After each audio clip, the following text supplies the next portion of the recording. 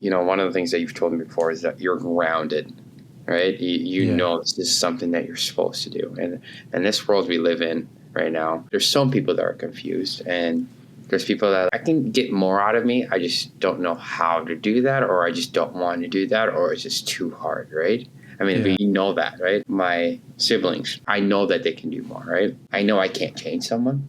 I know that if someone really wants to change, they have to do it for themselves, There's things that I can bring to their in front of them, show them, tell them, be consistent. There's things that I can do, right? So my question is for you is like, how do you get grounded, dude? How do you know that you really want this? I started listening to myself every day.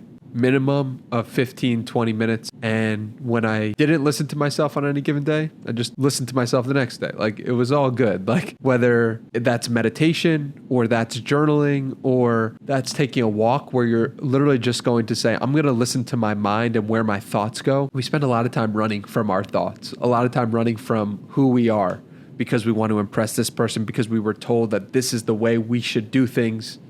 But when I really started listening to myself, I started to understand who I was at a deeper level. And once I understood who I was at a deeper level than what just society was telling me I should be at the top, I was like, wow, I really know what I need to be doing in any given moment. I'm having these great conversations. Okay, let me listen to that. Let me surrender to that. I never could have had the idea to start a podcast on my own. It wasn't that. It was the universe or the situations that happened led me to start a podcast because I had such great conversations.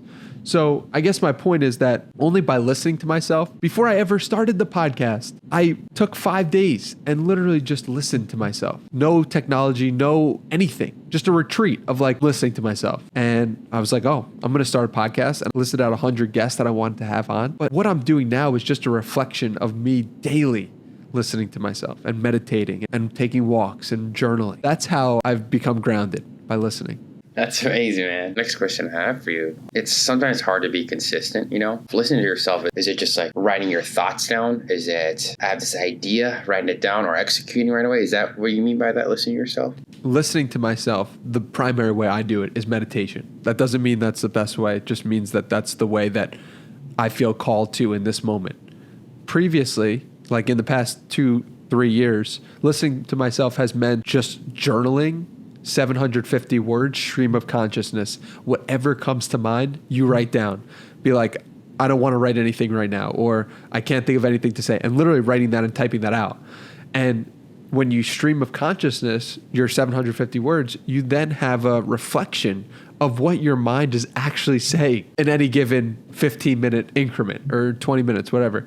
And so what I mean by listening to myself is meditating. And to your point, it can be very difficult for some people to be consistent with that. And that's why I always say, have somebody you respect or admire and be accountable to that person every day of reporting to them and saying, I did the meditation, or day 3 is complete of journaling.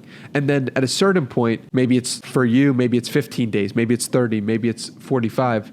You then start to not want to let yourself down. And that's where it gets really fun, because you're like your own accountability partner. But I highly recommend, when you're just starting, to have somebody who's maybe done what you're doing or want to do, and ask them questions about the best way to do it, or how it feels comfortable to you, or just to let them know that you did it. I think that's made a huge impact on my life, is using somebody else that I respected to do the thing that I wanted to do.